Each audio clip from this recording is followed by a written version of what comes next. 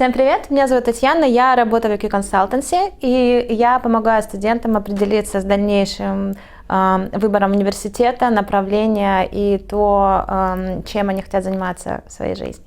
Сегодня у нас в гостях Тристин Харрис, которая помогает студентам зачислиться на программу American Collegiate в American University в Вашингтоне.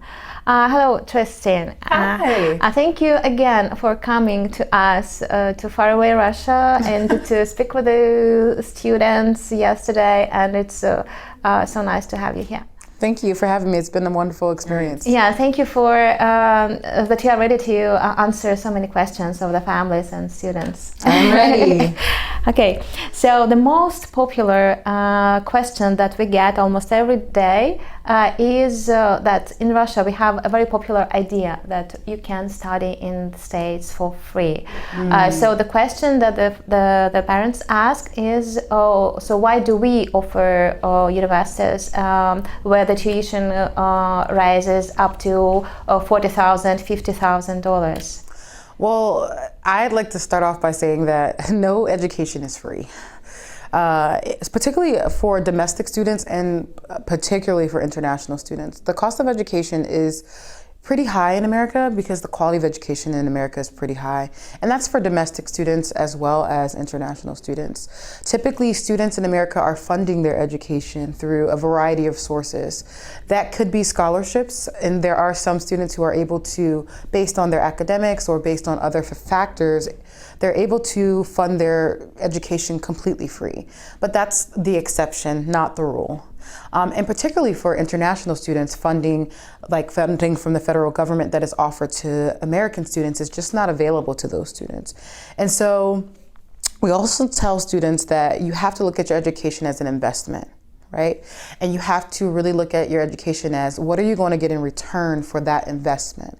Right. And in investing, if you go large, you tend to reap a good reward.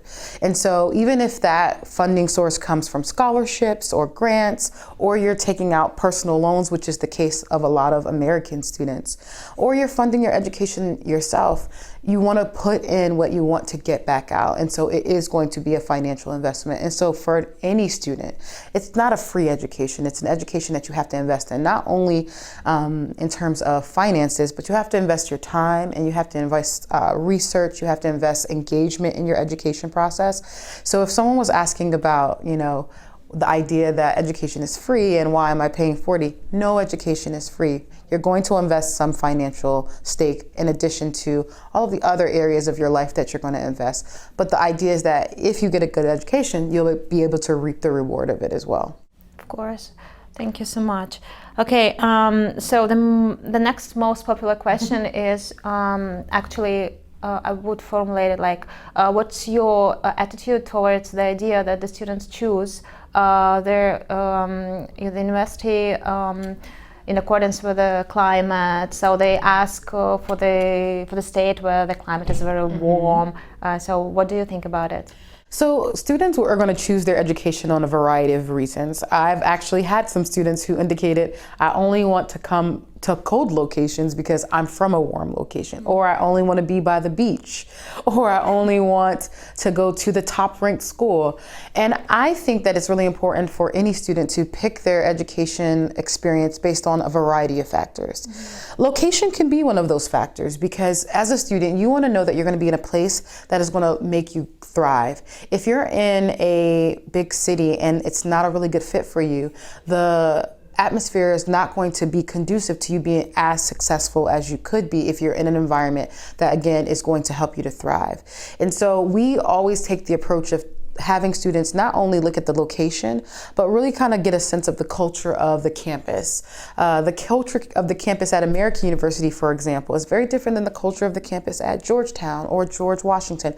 And they're all in the same city, but in different parts of the city. One being very residential and open, another being residential and gated, and the other one being what we call college without borders. George Washington is just one of those schools that you know that you're in a city. Some other factors that we really want students to consider when thinking about finding the university is their own personality and the fit of the university.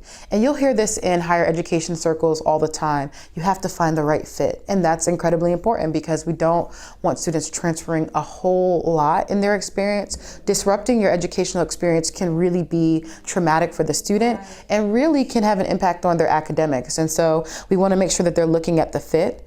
The other piece is the curriculum.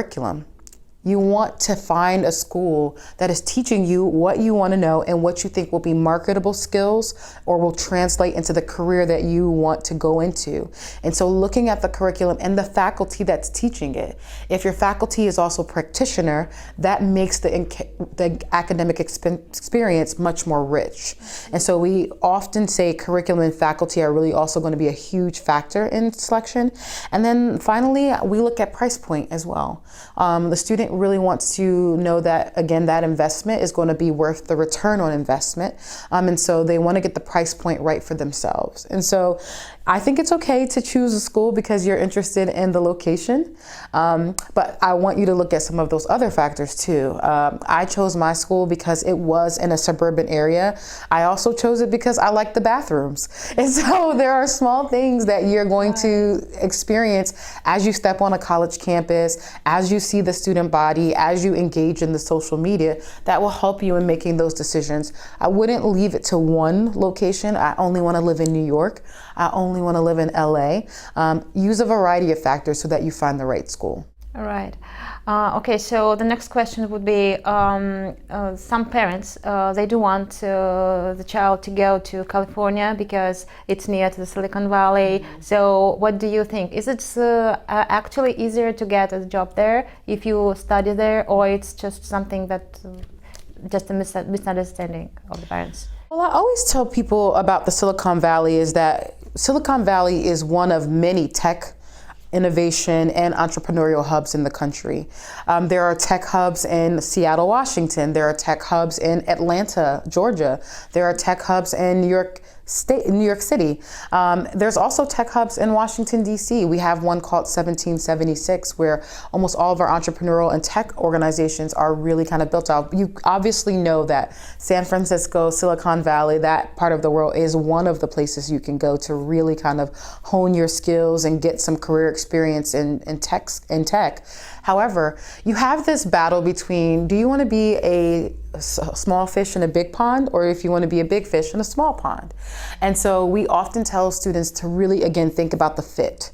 If you have a desire and you really want to work at Google and you really want to work at Salesforce, or you really want to specifically work at Yahoo, you're going to have more proximity if you're at Silicon Valley or a school, for example, University of Pacific or UC Berkeley, because they're in the vicinity. You're going to have more access. You're going to run into a person who works at Google when you walk out your door. Yeah. But you can also have the same experience in Virginia and when you're talking about Amazon, or you can have the same experience in New York when you're talking about Facebook. So it's really important for students to understand where all of the hubs are, what the school locations are there, and what are the pipelines or relationships that those schools and those businesses share. Is Amazon showing up at the college career fairs at George Washington and Georgetown and American University? Is the ecosystem builders in Atlanta, are they showing up at Emory or Georgia Tech to kind of recruit students? So it's really important to know that every school has built relationships, particularly if it's a school that has a really good tech program or innovation program or entrepreneurship program. It's just determining which type of relationship do you want. Do you want to be one of 30 interns, or do you want to be one of 5 interns? Or do you want to be competing with 30,000 people for a job, or do you want to be competing with 10,000 people for a job? And I think it's really important to be open to both. You can be, like I said, a small fish in a big pond or a big fish in a small pond. It's just what the student wants to do. Do they want to have more of an impact, or do they want to be a part of something that's really big? Yeah, great. Okay, so do you think that okay, so the next question I'm thinking about that the students ask really often is about SAT exam and actually the whole process of the application. So they do have this inner fear of even approaching to this exam because it's something strange for them, something unparticular for Russia, and so they do not understand whether they can have a good score, high score to get into their rich school. So when we say that there are some programs, there are some options that you do not have to sit your SAT, so we are taking care about it during your first year in the university. So they say something is wrong here.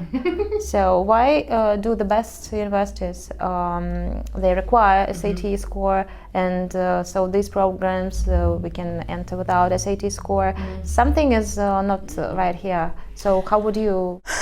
Well, if you told an American student that they wouldn't have to take an SAT, they wouldn't think anything was wrong. They'd be jumping for joy because I think we share the same kind of anxiety around having to take this test.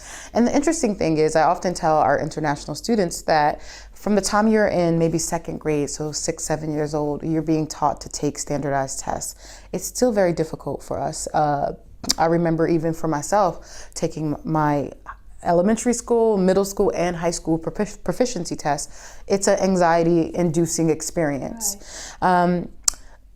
Pathway programs are created to recognize that every school system across the globe is not the same. Students who are not sitting the same type of standardized tests in other countries really need pathways to universities, and good universities in the United States. And so some of the universities, including Harvard, are now saying we don't need the SAT to determine the student's proficiency or to determine if the student is going to be successful in our system. And so if it's good enough for Harvard, I think it's good enough for any other school. If Harvard is doing away with an SAT, that doesn't see that there's no value to one, but it shows you that you can be successful in a university that doesn't require an SAT. The same way you can be successful in a university that does require one. And so if a student is asking about that, they should know that that is an indicator that the university is friendly and recognizing that the standardized testing practice that is done in the United States may not translate well to England or Russia or Ukraine. And so we want to give you opportunities to still enroll in our university and demonstrate your proficiency in the way that you've learned and your perspective in education, so that one, we have a broader sense of who's in our university, and also so that you know that you're valued. And so it's okay to not require. Yeah, it's very much so okay not to require an SAT. And it's something that a lot of universities are reconsidering. Okay, perfect. Thank you so much. And okay, so the next concern that the parents and some students do have is what's the attitude towards Russian-speaking students in America, and not only students, but all in all to Russia, to Ukraine. Yeah, so America is a very friendly place. One of the things I think we pride ourselves on is that America is a mixing pot of people. It's been called that for years and years and years. And part of that is really the idea of embracing difference, particularly in Washington, D.C., and I will say particularly at American University, and a lot of universities. A lot of universities are on what we call internationalization plans, where they're really trying to expand the number of students that they have from all over the world, to really call their universities global centers, to really be able to say that global citizenship is a huge value that they have at the university. The idea is that as a student coming from American University or Kane University or Harvard University, having that global perspective, which is also something that Forbes indicates as one of the biggest things that they want to see out of people coming out of universities, is that you're going to go out with your degree and not just impact yourself, your family, your community, but do something that is going to really impact the world. And so this idea of global citizenship is incredibly important to universities. And that means bringing in people from all over the world to be able to kind of inform and also to enrich the culture of the campus. And so whether it's a student from Russia or a student from China, a student from Colombia, or a student from Hawaii, we want students that are going to come from all over, because living in Hawaii gives you a unique perspective. Living in Russia gives you a unique perspective. One of the things that was really interesting for me is I come from a a small city in New Jersey. And the first time I got on a plane and went to England, it was a completely eye-opening experience for me because so many people had this idea of what England was, and they told me that, and that informed my understanding. When I got there, it was a completely different experience. And one of the things that was interesting for the students there was to sit down and talk with me, and they're asking me, tell me about America. Those are the type of interactions you'll have on a campus at American University or in the United States, where students are so excited to meet someone from somewhere else, to hear what it's like for them, not only in their experience in America, but what their everyday experiences in Russia. You know, I came here myself for the first time, and it's magical, and I shared that experience with my entire family. And I think that's what the spirit of when you come to America, when you come and do education, students are so happy about the exchange, and so I think they'd be pleasantly surprised. Is this your first time here in Russia? It is my first time here in Russia. I'd previously gone to school in Czech Republic. And again, I had such an eye-opening and amazing experience. And I think, you know, one of the things I was really excited about was the idea that maybe it might snow. And it did snow. Came, yeah. So I went to Moscow first. We called some people, so everything was fine. I went to Moscow first, and for me, it was magical. It was beautiful. To see the architecture, to hear the people speaking the language, to start myself learning the alphabet, and then to have it snow, it was magical for me. And I think that's the type of experience you come to America or you go to a new place and you see the best of it and you get to meet the people. That is what we want a student to experience, and that is the very, very typical experience of a student. And students are like, where are you from? Oh my gosh, you're from Russia? Tell me more. I want to know, what is it like? And so a lot of students will experience that when they go to our programs or if they come to America for school. Did Russia meet your expectations? Russia has been beyond my expectations. One of the things that was really cool was going to Red Square and getting to see like all of the lights and all of the shops and people ice skating. It was beyond what I could have expected. I was extremely happy, and I even, funnily enough, told my family, I want to get engaged in Russia. I want to get married here because it's just too beautiful. So it was beyond my expectations. Thank you so much. You're welcome. And what do you think about people? Do you see so like many differences from American people and Russian people? I think every place you go to has its own culture, and that's good. I think this is a hub. I've been in two cities now, Moscow and St. Petersburg, and the two cities are very different. The pace of the city is different. That means the pace of the people is different. And I think you're going to see that in the United States. You have everything from the hustle and bustle of Boston and New York. It slows down when you get to Washington, D.C., but people are very power driven because it's the seat of power, to all the way down to Florida, where you have this mixing pot of people from Jamaica, Miami, Cuba, Haiti, and all of these different things. And it's the same. You're going to find a different type of people in many different ways in America. And so there are going to be people that you can really relate to in America because the cultural background is similar. And there are going to be people who are completely opposite of you. Myself, my family's Caribbean, for example. And, you know, growing up, I thought every family did the same things as my family. And when I started going to school, I was like, no, everyone does things differently based on their culture. American culture has so many subcultures to it.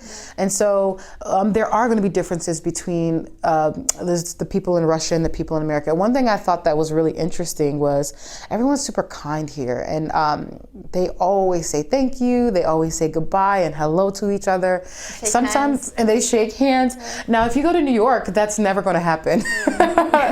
It's just because everyone's really focused and moving on. Great people, just a different environment. But if you go to the South of America, or if you go to places like Georgia, where like Mercer University is, or you're going to see people say hi to you all the time and how you doing and take care of yourself. So it's just a different culture in that area than it is in like the Northeast. But I think that culture is more similar to the Russian culture, and that people are very kind and say hi. In New York, if someone says hi to you, you think it's a little bit weird. So, but if someone doesn't say hi to you in the South, they think that's a little bit weird. So I really was blown away by the kindness and learning just how to say thank you, spasiba, and goodbye, do svidaniya. So it was very glad to learn that because everyone was saying goodbye and thank you so much, and it was really great. Okay, so what do you think about the idea of the parents that liberal environment in the United States is something that can influence their child, and they are concerned about these things? What would you say? Yeah, I think my family felt the same way when they were sending me away to college. Yeah, because one of the things is the environment that your parent provides you is one that they can really have a lot of input on. Whereas if you in control over, when you send your students away, you never know what student is going to come back. That's very true. One of the things I really often encourage parents to think about first before they think about the environment itself is the child that you raised. Did you raise your child to know themselves, have their own mind, and be able to make good decisions? Now, if you didn't, you should be scared. And that doesn't matter where you send them to university. It matters where you send them out into the world.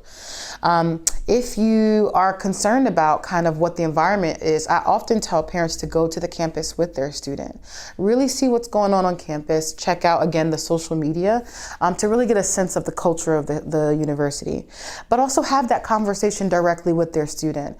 The students are going to go to university to get a universal education. And that doesn't just happen inside of the classroom. That does happen in the residence hall where they're sharing space with students from all over. That does happen in the cafeteria where they're sharing meals with other students. It happens in the clubs, in the organizations, and it also happens in the classroom. Sometimes you will enter a classroom and there's a student in there whose perspective is completely opposite of yours. The idea is not to completely reject that perspective. The idea is to understand that perspective, respect that perspective, but kindly disagree with that perspective.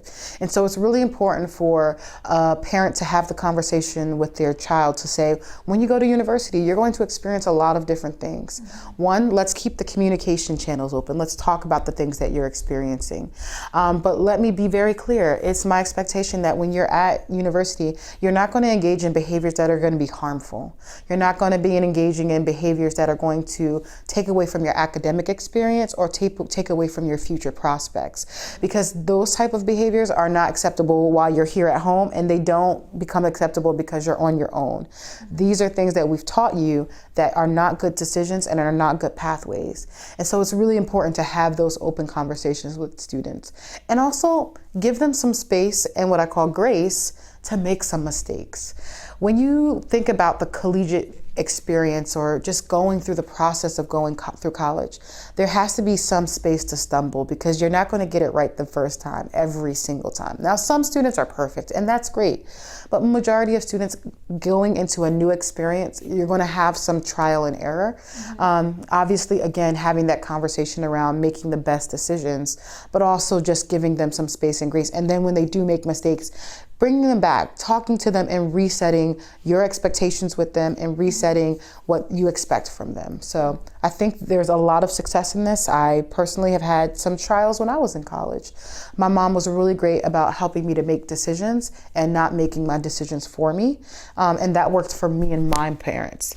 It's important for students to find with their parent what works for them, but also having those open conversations about what behaviors are acceptable and what aren't, and how to keep their own sense of self. So is that true that the family life and the childhood that the person had is the best injection against some harmful behavior? Yeah, but also parents being active, engaged in their students' academic experience. So, you know, in the United States, we have a lot of times for parents to come and visit the campus throughout the students' experience. We have family weekends. We have, for example, at American University, All-American Weekend where families come and alumni come.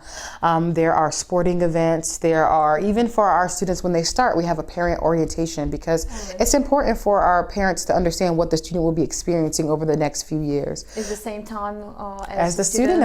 It's at the same time as the student orientation. So there's aspects of the orientation where the student and the parent can be together, and then there's aspects where we bring the parents apart to really talk about some of these concerns that you're bringing up, because students often ask, is it safe here? is my student going to be exposed to this type of behavior or that type of behavior? The thing is that there is no guarantee over the environment because we can't guarantee the behavior of every single student. But what we can guarantee is that we will follow up if there's an issue. We will create education on the front side to make sure that those behaviors aren't being perpetrated. But then also, if something happens, we can also work to remove your student from an environment that we feel is very going to be detrimental to the student and not going to help them to be successful. And so we want to work with the parent to support the student, and we want the parent to be engaged. Obviously, it's not the same as when your child is in high school or middle school or very young, where you're there every single day and every single moment. But we ask that, one, you trust us and you build a relationship with us, a positive relationship to support your student. Okay. Now the last, and I think the question that you will really love. Can we just talk a little bit about American Collegiate Program and why should the student choose this program? What's the benefit from it? So American Collegiate Program is a transfer program for aspirational, as we call them, international students. And I think that idea seems very odd, starting your college experience with a transfer program. But the idea is that sometimes you're making your bed yourself and you're going to high school with your friends one day, and the next day we're asking you to tell me what you want to do for the rest of your life. That's a huge transition for a lot of students and a hard one. And so what this does is gives you another opportunity to spend some time really reflecting on those questions, really reflecting on what school I would like to go to, what field I'd want to study, what is going to be the best fit university for me, all while at the same time being able to complete your first year of studies in an American school, specifically American university. Our students come and we work with them to kind of flush out, what am I interested in? What are my passions? What are my skill sets? We also work with them to understand, I really love being in a city, or I really love being in the countryside. We work with them to look at their SAT scores, and if they're not where they would like to be on their SAT scores, to provide them with some individual tutoring to really help them to boost their scores up. And the same thing with their English proficiency. Our program is built to, one, provide tutoring and pronunciation tutoring, but also to provide classroom settings where, one, the professors understand or are trained in teaching English as a second language. So even if you're doing economics, the teacher understands that you are doing it as a second language, and they're understanding and really supportive of that. The academic environment also provides additional support to help break materials down for students who have English as a second language. So our program will help the student not only have a sound academic background, but also to create the transfer profile so that they're attractive to a multitude of schools. And then at the end of our program, if a student decides that they would like to stay at American University and they've done well in the program, they have a guaranteed acceptance with at least a 3.0 GPA and having completed all of the program components. But a lot of our students decide, I really want to go to NYU because that was my dream school. Or I think American University is great, but George Washington University, which is right down the street, has more of a city feel, and that's what I would like. Or I am a stone cold surfer and I want to be in California. So we help students to look at all of these types of schools and to determine, again, which one is the best fit, and to create a transfer profile that includes really great academics, really vibrant community engagement opportunities, and good test scores so that they can apply to University of Southern California or NYU or Boston University or Ohio State. And we've had some really good success. Students complete our program at really high levels. Over 90% of our students are completing our program and finding a really good placement. And the students, again, have the opportunity to go to American University, and about 40 to 50% of them take that opportunity. But we also have, depending on the semester, 60 to 40% of the students are taking opportunities elsewhere. And this semester we had some really great acceptances and some really great stories come out of it. Did they go to the sophomore year? they go on to their sophomore year. So they don't lose any time. And that's another great point, because some students will take a gap year, and a gap year is a gap year. You don't gain any credits typically in a gap year. This way you're earning at least 30 or, in some cases 36 credits, or 24 to 36 credits. So you do continue as a sophomore. So we have students who are starting their sophomore year this semester after last fall at New York University, at Boston University, at University of Southern California, at Texas Christian University, Ohio State University, George Washington University, and American University. And so this program, again, just gives you a little bit more time to think through your process. It gives you time that if, for example, if you applied to those universities and you didn't quite make it, maybe you were in striking distance, but you need a little bit more support, you need a little bit of a better profile, will help you to build that profile. And so that's what the program is. And it exists not only in Washington, D.C., but also in LA, where you can do your courses at UCLA Extension, and where you do 3 quarter terms. So if you're interested in a school that does have quarter terms, you really begin to get an experience about what that feels like versus the one in Washington, D.C. And so it's a really great program for students who are still working through their process and want a little bit more support in the process as well. And do you think it's a program is better for students who have low GPA, or vice versa for the students who are really inspired and they want to the best schools? I think our program can work for a student wherever they're at in their academic experience. That includes students who maybe when they were coming out of high school had some difficulties, and they really need to build their academic profile and build their academic proficiency and build their academic potential, or demonstrate it. I always use myself as an example. I struggled my first year. Let me just say I struggled in high school. And when I came out of school, I had really great test scores, but not as great as GPA. I was given admission into Rutgers University, Temple University, Drexel University, Seton Hall University, and another school, Kean University. One, I had to go through that same kind of exploration process of finding the right city and physical feel of a campus. I had to find the curriculum and the classroom fit, but I also had to find a good price point. And so I chose Kean University. And what they did for me was they created a pathway program that helped me to build my academic profile and then enter into the university. So I started the summer right after high school to just take classes to help to repair some of the academics that I had struggled with when I was in high school. So even if you're in that position where in high school you maybe had some difficulties personal or just really struggled with material, we can work with that student, but we can also work with a student who had a completely high GPA, in Russia a 5.0 out of 5.0, but just maybe took some time and was still wanting to think about where they wanted to go, or they still need that time. So it can be for either student. One thing I want to just encourage though is no matter where you're at in that experience, you need to come rigorous and ready to be challenged in the academics, because after that initial struggle I had in school, I found the motivation. So no way to be lazy and to relax. There is no time to be lazy or relax. And in fact, I am going to be in your face asking why you're being lazy. Oh, okay. And I have that conversation actually quite a bit. So we have some students and they try for a little bit to be lazy, and I pull them aside immediately and I'm explaining to them, this isn't the space. I know you are strict with it. I'm strict with this because it's their investment. We often use the metaphor that a student is driving their academic experience. When you're driving, you're not asleep. Yeah. When you're driving, you're not looking here or looking there. You're looking with your head forward. You're listening to what we call the GPS, which would be us, right? The people that are helping to navigate, helping you to find the direction. And so for our students, we tell them from day one, you have to be engaged in the process. And it's incredibly important for them to listen to the people who are advising them, because we have a lot of knowledge and a lot of wisdom, and we've had success of helping students get to the places that they want to go. So we don't have time to be lazy. Right. Okay? Yeah. So. Yes, ma'am.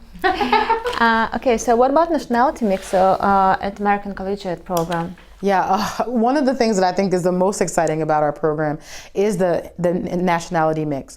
Our students come from all over the world. We have students from China, Benin, We have students from Myanmar. We have students from Ukraine, Azerbaijan, Turkey. We have had students from Spain, Italy, France. We've had students from Comoros. We've had students from Colombia, Brazil, Venezuela, Ecuador, El Salvador. We have students from Mexico. We have students that have gone to high school in the United States and have been there for the last 4 years. We have students who have gone to high school in New Zealand and Australia. We also have students from Saudi Arabia, Morocco, United Arab Emirates. And so it is a huge mixture of students. And it was so funny. We had a similar experience where we were interviewing a student, and he was saying about that was one of the things that he really loved about our program. He was surprised at the diversity of students and how they got together as an apartment and cooked different meals and tried different cuisines. And that's something that I think we want students to have, because actually, American University itself is very diverse. We have a large population of students from literally all across the country, but over 100 different countries as well. And so you're going to be in a classroom with people from Saudi Arabia, from China, from Latin America, from the continent of Africa. So there's tons of differences that you're going to experience in the classroom that are something to be celebrated. And that's something I really love about our program. Some students think that if this the program for the international students, so they will be kind of isolated from the students' life. What do you think about it? So they won't be isolated. So students, when they come to our program, they are in a special program within American University. So they're going to take classes with American University students, and then they're going to take classes with just their program students. Our program, again, is built for international students. And so we've worked really closely with the campus to determine what are the classes that we feel would be a really good fit to make these students successful. Because one of the things that you're going to find is the culture of the classroom in the United States is very different than the culture of classrooms many other places. And I experienced that culture shock myself. I came from the American system where students often talk, often engage, often speak, and went to the British system where people never talk, never speak. And I was a fish out of water. And so our students are going to find that when they come to the program, we want to make sure that they're in classes with each other to, one, start building relationships and building a bond with each other as they go out into the classrooms where they're by themselves. If you'll recall your high school experience, you did everything with everyone all the same, but in college is different. So one, starting with a foundational group of people can be helpful. So there's going to be what we call cohorted classes, and then there's uncohorted classes. The cohort of students that you start with, you'll have maybe 1 to 2 classes with them, and then you'll have maybe 2 to 3 classes without them. So you have a balance or a combination of those classes.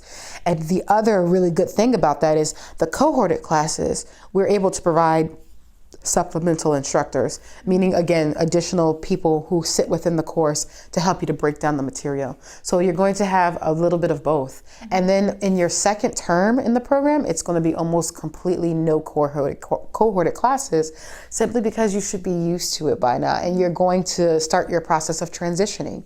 And if you're going to start your process of transitioning, we need to start transitioning your experience as well. Okay, great. Thank you so much. That is very useful. Also, just if you don't mind, one more question. Could you just speak about your experience at Oxford University? Yeah. Okay. So people are really interested in this. So because it's so. Yeah. So when I was in undergraduate experience, I studied abroad a lot. And when I was on my undergraduate experience, I decided that I wanted to do law school. And ultimately, my goal at the time was, I wanted to be an ambassador. So you were going to do law school after some bad experience at your high school, right? No, I was going to do law school. I was in college. I was already a bad student in high school. I was a better student in college after one bad semester. And after that bad semester, I really kind of got it together. I kind of, again, found my motivation. I started doing well in my classes. I started joining clubs. I started getting kind of leadership positions. And I decided, I really wanted to get on this track. My university had a really cool opportunity called the Institute for Foreign Service and Diplomacy. Mm-hmm. And it was for students to really explore the idea of becoming foreign service officers or diplomats. Through that program, I had gotten the opportunity to study at Charles University in Prague. I'd gotten the opportunity to study at Kingston University in England. I'd gotten the opportunity to start at University of Paris-Sorbonne. And I was on the pathway to becoming a law student, or I was pre-law, because I wanted to go to law school. And there became this opportunity for me to go and study law at Oxford. So I applied and I was accepted. And I got to Oxford, and one of the first things that you do, they have this very old library, the Bodleian Library, you have to be sworn into.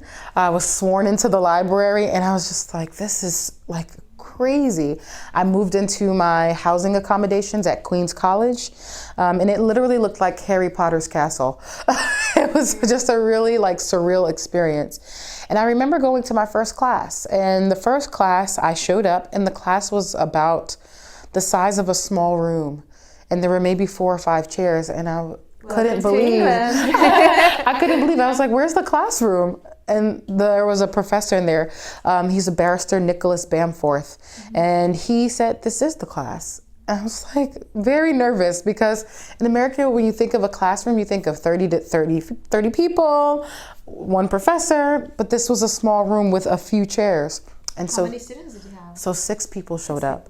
And the professor said, "Wow, there's a lot of people in this class." And I said to myself, "Oh no."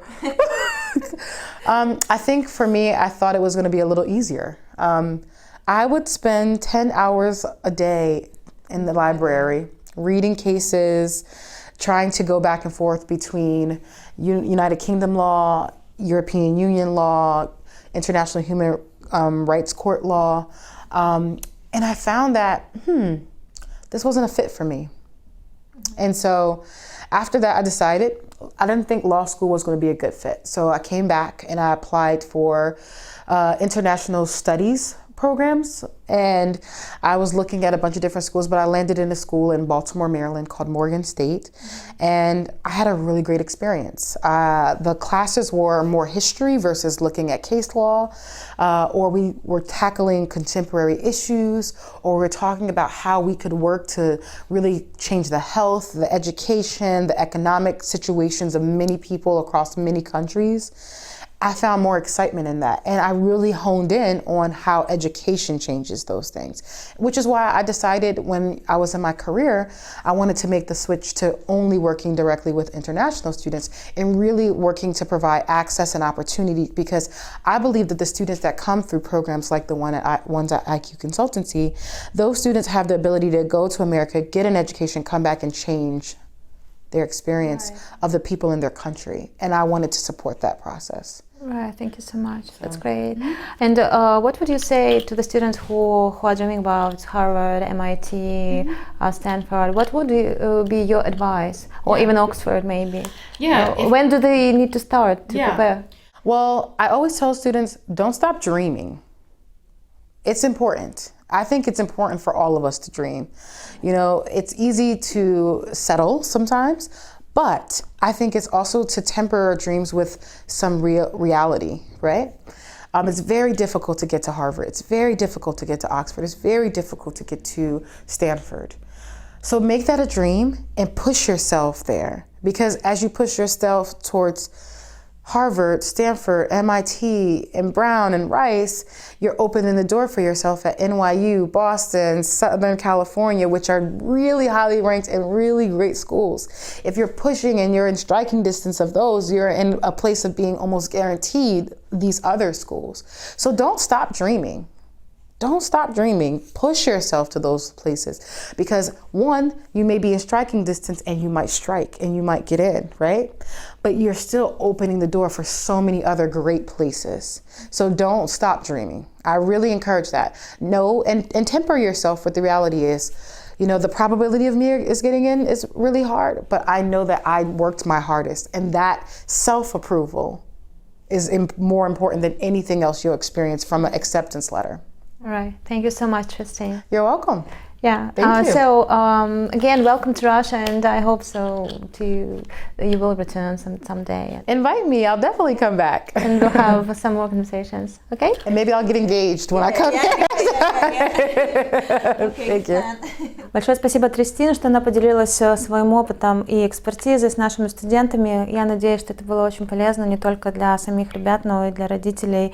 Если у вас есть какие-то вопросы, сомнения, вам нужен план, как действовать дальше, вам нужно вдохновение и вообще просто поговорить, звоните, пишите. Мы всегда на связи и будем очень рады встрече с вами.